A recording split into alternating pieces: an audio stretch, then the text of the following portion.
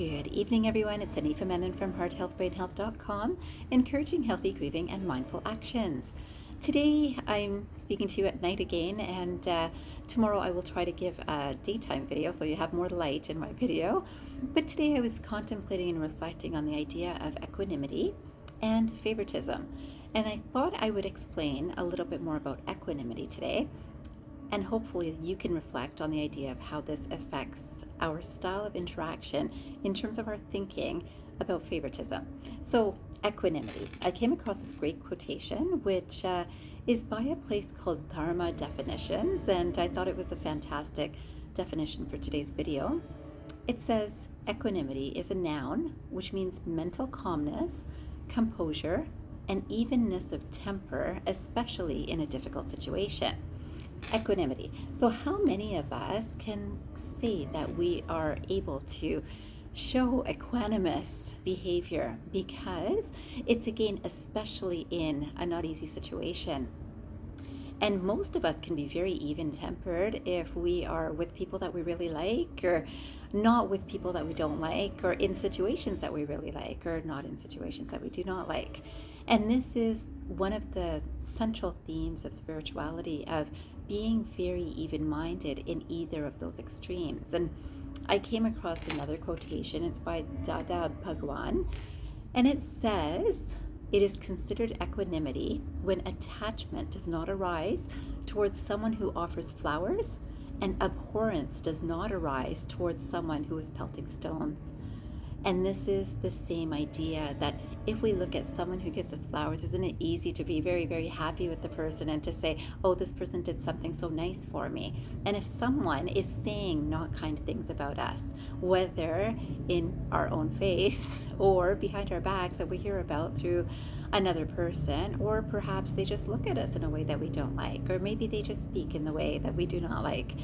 And all of that time, it's very easy to choose that I will stick to the things that I like and I will abhor or avoid the things that I do not. And this is not a space of equanimity. And this is a space that we can actually get to when we're building our soul powers. So again, I hope you'll go back to some of my videos that are about soul powers or Shakti powers, and see that we can actually build these and actually be able to express ourselves in times of need, but with that very even keeled understanding and action, karma, of what we're doing in this present moment. This quotation was also quite good that I thought might help you. It's by Kack Kornfield. It says, equanimity embraces the loved and the unloved, the agreeable and the disagreeable, the pleasure and pain. It eliminates clinging and aversion. So remember, we cling to the things that we love because we think they'll never change. And then when they change, we don't love them so much. And then we are averse to the things that we don't love. And sometimes those are the things that change also, because everything changes.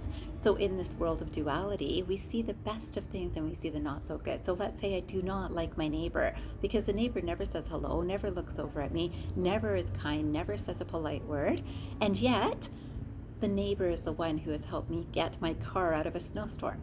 And this has happened in Canada. I certainly know that these sorts of experiences happen there. And here too, that sometimes something can happen that's so good, and then there's an expectation of something good will happen. So I want to think that this is good, and it always will be. So I'm clinging to something that is good, and yet that changes. And this space of equanimity is a very peaceful space to understand that we just have to be ourselves. If we can be equanimous in every situation, what it is we're just in our best soul nature. We are in our best space of peace, purity, kindness, compassion, and acceptance and tolerance. And all of these powers are definitely things that can benefit from some working out and practicing. And when we have the opportunities to be those energies, we build ourselves up. Today I thought I also share this quote, which says, a flower blooms for its own joy. A flower blooms for its own joy. So if a person is equanimous, it's not because I'm speaking to this person. This is my favorite person, so I can speak very even-keeled with this person. If I'm speaking to the person that's not so kind, I'm not so kind because I'm not my true soul nature. If I am my true soul nature in every experience, I'm blooming for my own joy. And this joy is palpable, it is experienceable, it's a beautiful space to be. And I certainly encourage this for all of us, and I certainly encourage you to look at my videos about boosting soul power and practice some of these things, even one thing a day, to just see, can I be more tolerant today? Can I be more accepting today? Can I be more kind? Right? All of these things that are our inherent soul nature, we need to practice to build these muscles. And finally, I will finish with this beautiful quotation, which is a bit poetic, and you know I love poetry. So it says, "He who binds himself to a joy does the winged life joy destroy. But he who kisses the joy as it flies lives in eternity's sunrise." I hope that makes sense to you, that again, when you see joy and you just kiss it as it moves, you don't hold on to it. You just experience the joy and allow it to continue. I hope that you allow your joy to continue and truly appreciate and embrace it. Kiss it as it flies. I wish you a fantastic evening or day ahead, and I hope you remember, transform your mind and transform your life. Have a great day, everyone.